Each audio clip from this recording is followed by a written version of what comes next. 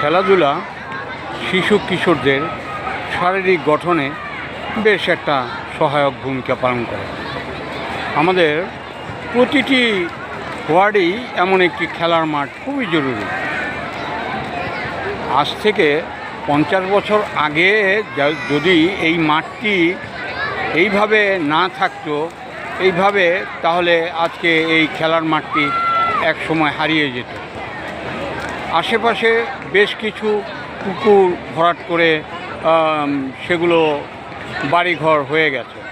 এখন পুকুর বলতে একটা দুটা এই গ্যান্ডারিয়া এলাকাতেই দেখা যায়, আর বাকি পুকুরগুলো ভরাট করে বাড়িঘর তৈরি করে ফেলেছে।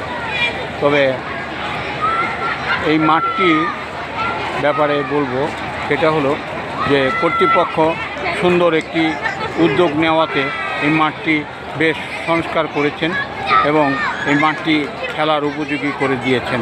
শিশুরা এখানে খেলে।